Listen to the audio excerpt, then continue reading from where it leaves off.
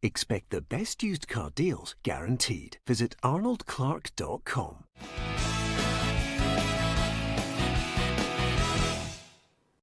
Welcome to Peter and Roughie's Football Show, sponsored by Arnold Clark. I'm Peter Martin. It's Monday. We'll be looking back over the weekend's Premiership results in the company of Alan Rough, Alison McConnell and a 42-year-old. Who'd have thought we'd have Barry Ferguson on a day after his birthday?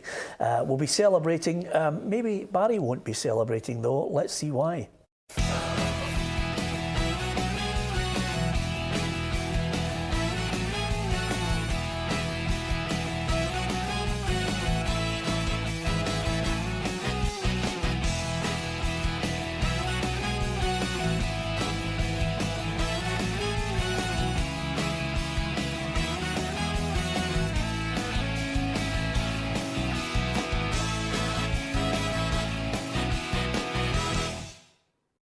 Yeah, lots to discuss. Happy birthday to you, Barry. I had one image in my head when Ogposts belted that ball into the back of the net for Hamilton Accies in a deserved lead. I just thought of you jumping up and down, going crazy as the Accies scored that goal. And boy, did they play well against Celtic. Yeah, they did that. It was start of a great birthday. But it ended horribly wrong. But listen, I thought Hamilton, I've got to be honest with you, were fantastic the way they set up. Really well drilled. They must have worked all week on it. And up to a stage, they were deserved of the 1-0, but obviously Celtic come back strong, and that's what champions do. And they ended the game really strong with scoring a few goals in the end. So in the end, I thought they deserved it, but Hamilton should deserve a lot of credit for the way they played. And it's surprising that Accies at this stage are sitting bottom of the league. If they keep performing like that, they should be able to climb it. Was it a red card in your mind, Ali? I thought it was soft. I think he gave the referee a decision to make, but I did think it was a soft call, and he's now suspended for 2 games, which I think is harsh too. And you know, there's a double whammy with the punishment. You're numerically reduced, and then also Edberg goes on and scores from the free kick. So I did think it was harsh. Yeah, I was there in the press box, Roughie. I thought Lee Griffiths was lucky to stay in the park. Yeah, I think I would like to think the referee had some kind of discussion with the linesman, you know, because it was one of these ones, you know, that when you see it first off, you go, was that a stamping or was it not? I thought it was. I don't think he had a forward move to actually deliberately stand on somebody. I think his momentum put his foot in there, and then you've got to make up your mind. You know, did he do it deliberately or not? I don't think he deliberately meant to stand on the boy. I just think it was one of these ones that came together. But I've seen them given before, and I think if he had been given a red, they just had to go on with it. Yeah, well, we've had disagreements and everybody's had their opinion.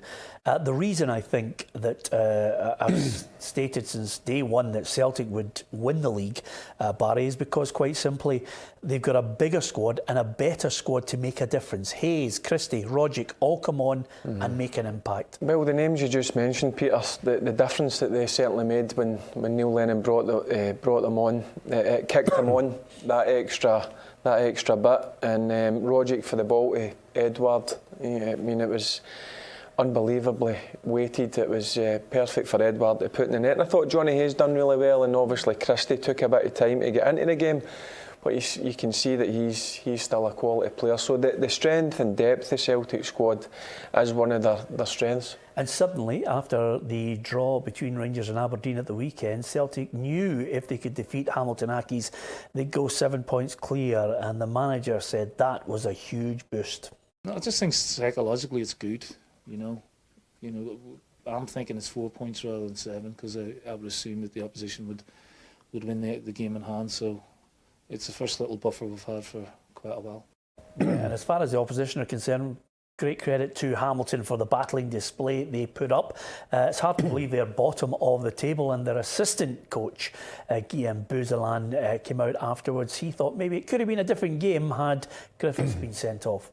Yeah, what I've seen in live, that's what I thought. The old bench seen that. We were 20 metres away from that. Maybe the angle from the referee couldn't see that. Is a fourth official could have seen that, help him. So like I know, maybe. If that's the case, that will have a massive turnaround for us.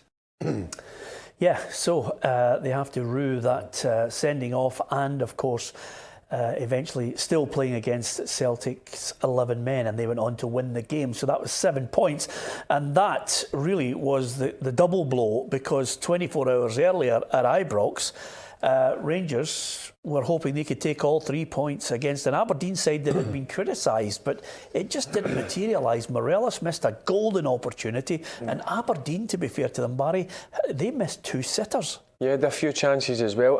I've got to be honest with you, Peter, I'd seen Aberdeen the week before, and I know Rangers had a bad result against Hearts, but I was pretty confident that Rangers would go and win the game, so I was surprised at the result when I seen it come through.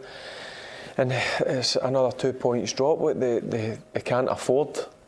So I'm sure the manager will be worried about it. Certainly since they've come back for the winter break, they've struggled, and they've done that last season. So I'm sure he'll be having a few meetings, and there'll be a lot of work need to go on in the training ground, because they need to get back to winning ways if they want to try and catch Celtic. Well, the manager reckons they've just lost something at the moment. We need to try and find our spark and get back to the level we were at before the break. That's the key, that's the most important thing. And we need to keep going. We need to keep going, because I believe there will be more twists and turns.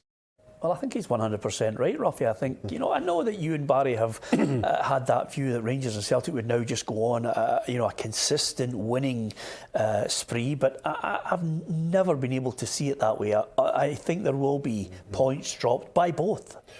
Yeah, I think there still will be points dropped. I think the likes of away to Aberdeen, away to Hearts, away to Hibs, away to Motherwell are the likely candidates that the people will be looking at. But for me, it's just Rangers' main men, the two of them, 2 strikers. If they don't score, the pressure's on everybody else, and that's not a bad. That's a bad thing, to rely on them. And you look at Celtic, as you guys just discussed at the beginning of the show, you've got guys coming on and changing the game. Rangers don't seem to have that changer, that big player to come on and change it for them. Yeah, I mean, that's the key issue here, Ali. You look at this, the strength and depth that Celtic have. I think every player would have had at least, if not starting in the Rangers side, every Celtic player on that bench could have made an impact in that Rangers squad. I just don't think they have the game changers, consistently going in all the way through to the summer. I'm not sure it's even just game changers. That's one aspect of it. I think you also need leadership. It's all well and good when people are vocal and willing to stick their head above the parapet when you're winning, but the real character of a team is when it is an adversity. That is when you really need people to come to the fore and drive you over the line regardless of what it takes. That's what I feel as though is absent within Rangers just now. I also would have question marks over the mentality of the team when you come back and there's an opportunity to go and lead and put pressure on Celtic. Had Rangers come back and win that game against Hearts, and know if you win your game in hand you go 1 point clear, you're in the driving seat. The inability to take that chance, I think, inevitably raises question marks. Well, the reason I look towards you, Barry, is because you were a winner. You played in teams where you had a supporting cast who were all winners. They knew how to drive on. I have my doubts about whether Rangers have enough winners in that side who've sampled going on to take the title. What's your take on it? Well, if you look at game changers first, I think there's only 2 in the team. Well, stroke 3, I would say, Morelos and Ryan Kent. When they're getting closely marked, then it's up to other players to go and step up to the mark. And also in terms of the winning mentality and the desire, hunger, you've got Stephen Davis, who's won trophies before, and Alan McGregor. And Tav, to a certain point, because he's a captain, you would expect him to be a leader in the dressing room, but then I look at the rest of the squad, I don't really see it, and that must be a concern to the manager. Yeah, it's a huge one, and let's not forget also that Aberdeen actually were able to go to Glasgow and get themselves a point, so we can't forget the enormity of what happened for the Dons in this match. And of course, this is off the back of a fair bit of criticism that's been coming towards Darren McManus, and he had his moment. I've shown, and my teams have shown we always come through it. So we just knuckle down, work hard, try and ignore the noise. We just concentrate on what we do, and that's working really closely together. I mean, the players, the staff, Monday to Friday, and try and deliver better performances. I'm confident we'll deliver better performances in the second half of the season. Yeah, got a point, Roughie, and gained a point on Motherwell. Yeah, he certainly did, and nobody likes criticism when you think you're doing everything in your power for the club. And he would have went there at the weekend, and that result would have made it an easy night for him later on. But you're right, you know, he believes that they can catch Motherwell. Obviously, there's a lot of games coming up, but I think it was encouraging to see Aberdeen. I think we all like to see a good Aberdeen side, but the weekend there, you know, for me, the two star men were the two goalkeepers, so it just shows you the game could have went either way. Yeah, I mean, he's come in for a fair bit of flack. Was it justified? For Darren McManus, I think you can see both sides of it. I think he delivered a cup when Rangers were out of the league. He did fairly well, but he's also had a fairly strong budget too. I think people are right to question could they have done better over the course of the opening months of the season, but I think maybe the time to look at it is in May when you get to the end of this season and see where Aberdeen are. Yeah, OK, you can give us your view on that. There's so many fans who will give us their thoughts on the Dons, Rangers and Celtic in this interesting battle at the top. Elsewhere, there were some very interesting results. Of course, St Johnstone and Hearts 3-3 it ended up. It was incredible. I mean, great for Stevie May. I've just wondered at times whether he could recapture some of the old form that got clubs interested down south. He got a couple in this match. This game went from, the pendulum swinging towards St Johnstone, then going back towards Hearts. It was, tit for tat. Yeah, but it was, in terms of Stevie May, he struggled up at Aberdeen, and since he signed at St Johnstone, he's been in and out of the team, so hopefully they 2 goals should kick him on, and I'm sure Tommy Wright will be delighted with that. But it was one of the games, as you say, you think St Johnstone are going to go and take the 3 points, and it shows you the type of character now that the Hearts players are showing under the new manager, and that'll be pleasing for the fans, I'm sure. Well, psychologically, the bonus of getting off the bottom of the table, albeit in goal difference against Hamilton, is one thing. When you're 3-2 down and there's only a couple of seconds left, Ali, there's nothing to beat a manager's philosophy of punt it into the box and hope for something special, and Sean Clare suddenly delivered it. Yeah, why not? When you're up against it like that, and I think sometimes if you equalise in the last kick of the ball or the dying seconds, it feels like a win more than a draw. But I think for both of these teams just now, given their predicament, any point is necessary, and there's a big difference between drawing a game and losing a game, because no one can afford now to become detached at the bottom. Yeah, and of course, if you did manage to see it, there's a bit of skill from Uche Ekpeyezu, which has gone viral, Barry. We've all done it. We've all tried to step over a ball and then just fallen down as if there was a sniper in the stand. Yeah, I've seen you do it on the pitch a few times. Absolutely. I've done it myself. It's one of the things. Listen, yeah, absolutely. At least the big man's get the confidence to try it. Yeah, maybe not on the touchline near the gaffer the next time. Listen, if we're talking about games that were so one-sided, Roughie, Livingston against Motherwell, 1-0 to Livingston. It could have been 6 or 7. Motherwell's only chance that I can recall was hitting the post in injury time. That's right, and that would have been an injustice for Livingston, because they were really, really impressive. Again, Dykes, the main man, I knew he could take long throw-ins, but it just shows you when you use a long throw-in to your strength, when you let your main striker take the throw-in. No, do you know what I mean? It just shows you that the confidence you've got in the people who are in the box waiting and it coming. And again, it was another set piece that won them the game. But they do play a lot of good football. Impressed with Lawless, and Pittman. I like Pittman as well. So, no, all credit to them. Where they're sitting in the league, I don't think anybody imagined that's where they would be this year. Yeah, on the evidence of that game, I don't think Celtic will have too many problems with the way Motherwell played. The only problem they will have is trying to work out a way to beat Mark Gillespie, because he was the one shining light for Motherwell. I think traditionally Celtic have struggled at Fir Park in games, particularly midweek games. I don't think they'll take it lightly, and I think you'll see a very different Motherwell team from the one who played on Saturday. Yeah, so do the fans, Ali. Couldn't get any worse. That's as poor as I've seen Motherwell this season. In fairness, though, they're maybe due over the course of the campaign so far. Maybe a sticky start, but they've coped fairly well with the rigours of the campaign to date. But I think they'll be up for it on Wednesday night under the lights, and they always seem to give Celtic a decent game on a midweek night. Yeah, are you going?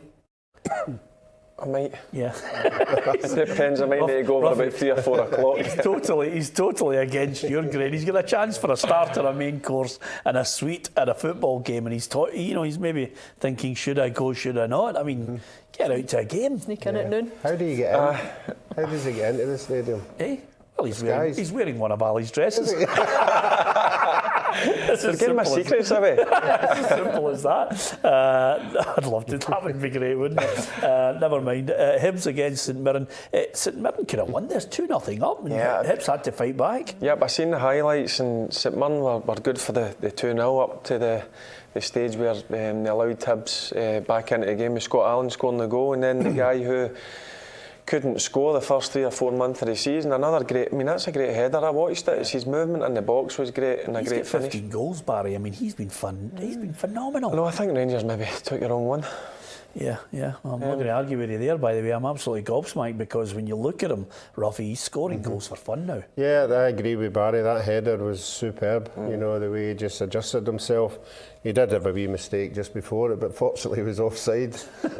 I mean, that's just who you are with a striker. You take them or not. But no, I think St Mirren were disappointed. You know, to go 2 up away from home, you would expect your senior players to see that game out. Yeah, well done to Alec Dyer. Kelly got their first win under his leadership finally, and they were worthy of it. Eamon Brophy played well. He needed it. He really needed it. Again, though, I still think they need to build a wee bit of momentum. I could see them being dragged down into it as the season goes on. It's been so lacklustre the past few months. They desperately need to build on Saturday's win and just ease themselves away from there. Let's have a look at that Premiership table just to see how the whole battle is shaping up, guys, because if you look at it at the top end, Celtic with a 7-point gap, Rangers have to win that game in hand, and then down at the bottom end, great viewing for the Hearts fans, maybe not for Hamilton. It's so tough to call, Roughie. I mean, I still think it's going to be Hamilton with possibly St Mirren or Ross County battling it out at the bottom for the playoff. Yeah, from 9th down to the end there, it's not about what you do against Rangers and Celtic, it's about what you do against the teams round about you. Yeah. And that's the ones, if you were to play maybe 2 of them back to back and get 2 wins, that just gives you, a wee release to get away and believe that you can get out of the mire. Yeah, the predictor is just embarrassing for Barry at the moment. He's been on fire, but oof, there you are, Barry. You are so far behind, it's unbelievable. I mean, Roughie's actually gaining on me, but we don't really care. We know we're going out for a meal. I've started checking the restaurants already. Listen, I'll not give up. I'll roll up the sleeves and keep fighting. Yeah, absolutely, until it's mathematically impossible. Where have we heard that before? Anyway, apart from anything else, the one downer for everyone is, of course, Kieran Tierney. It looks as if he could miss the playoff, Ali. I think it's really disappointing news. I think we spoke to Steve Clarke at Hampden last week, and he hadn't entirely given up hope on John McGinn or Tierney and McTominay and Stuart Armstrong, and you just think Scotland can ill afford to have key players and excellent players in their positions missing. Our task is hard enough. You really want your best players available and fit, so I think it'll be a huge disappointment. And a little footnote to finish: if Liverpool win all 6 of their games coming up, then it's a Guard of Honour with Manchester City. Guard of Honours, we should scrap them, Barry, eh? It depends where they are. No, in terms of Liverpool, unbelievable season. And you know what? Again, I can't see them losing a game. Their confidence has got to be sky high. Some of the football they play, it's the tempo and energy they play with as well. They could break all records. I mean, this is incredible about it all. I think they deserve to do it because you know what? I love watching them. Yep. I love watching them. They're not just good football players. They work their back ends off. Yeah. That's one thing about them. It could be all over by March, which is unheard of, Roughie, to win the league in March.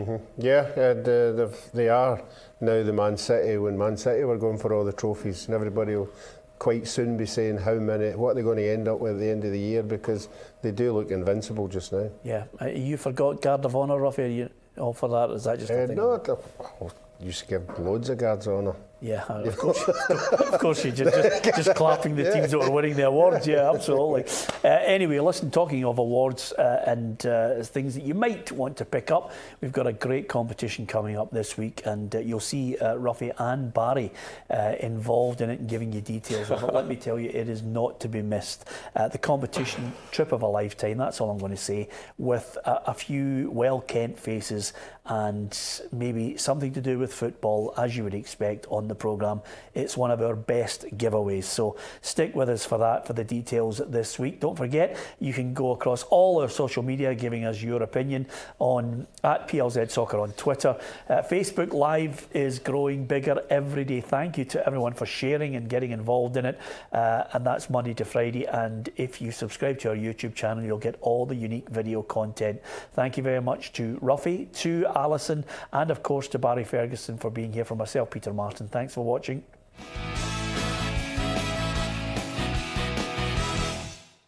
Expect the best used car deals guaranteed. Visit arnoldclark.com.